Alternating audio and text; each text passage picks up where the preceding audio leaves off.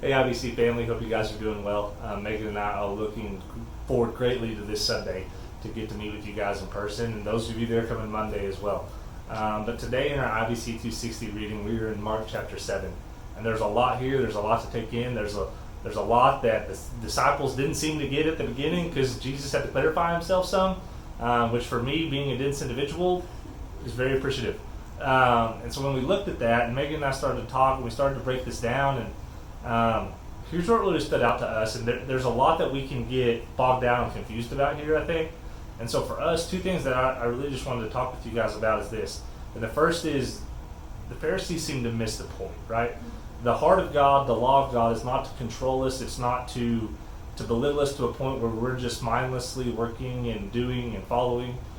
It's to have a relationship with Him, and it's to glorify Him. So the things that God has put in place is really for us to have a relationship and glorifying life for Him. And so the Pharisees along the way had missed this. And so while in the beginning they may have started out with the right intentions, they let outside factors come in and dictate these additions to the law that they were making. And so when they'd make additions to the law, it would be they'd be worried about, oh, don't do this or don't do this because this will cause you to do this. And that was the heart of all the changes they were making. Whereas Jesus comes in right here and in verses 17 through 23 tells them, listen, it's not what you take in that defiles you, it's what comes out of you. And that would have been a big statement to the Pharisees. And for a minute, just put yourself in the mind of the Pharisees and in this situation. You have a guy that comes in that you've heard about, you're skeptical about, and he tells you, listen, everything you've been doing, you can now eat whatever you want, you can take in anything you want, because that's not the point. The point is what is the product of you, what is coming out of you, what everyone sees about you is the main point. And that was why the law was set up in the first place. That would cause me to worry, right? Because I like rules, I like to follow rules, and I've been following rules if I was them. And I have a guy telling me that rule, I was doing it wrong, which I don't like. And so what you got to understand here is, as a Pharisee, I might be afraid that this guy's coming in and making things easier, right? And we tend to associate easiness with not being serious. And so me as a Christian, I want people to take their faith seriously. I want to take my own faith seriously. And so I would be worried this guy's coming in and making it easier and lessening the importance of tradition or lessening the importance of the law that God had set up for the purpose God had set it up. Whereas that's not what He was doing at all. When we look here at what Jesus did, the whole purpose of everything He was doing was to bring them back to the heart of the Father.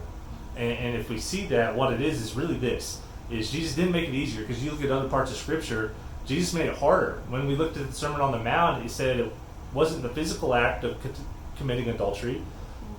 It was also just looking. It wasn't just the physical act of committing murder. It was being angry at somebody. And so He wasn't coming in making it easier for anyone.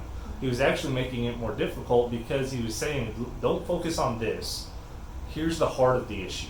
And so when we talked about this, there was a couple things that popped up in addition to that.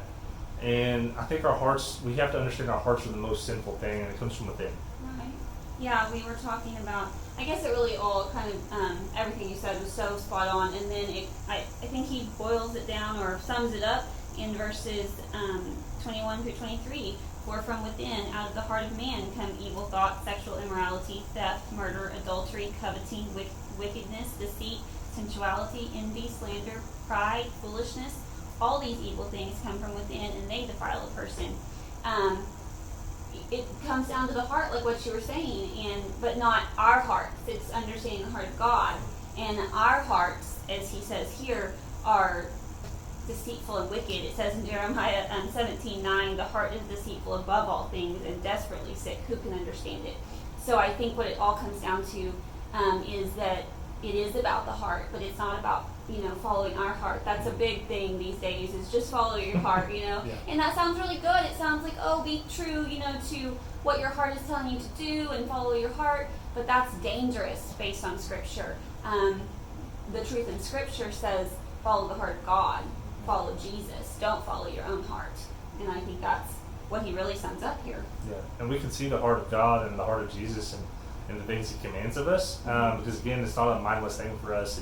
It is really what He wants us to do in order to live a life that is glorifying to Him, which as Christians is our purpose. Right. And so today I hope you're encouraged by that. I hope as you go throughout the day, and this week we're attentive to really the heart of God, and we don't get caught up in the things that we want or the things that we may think are right.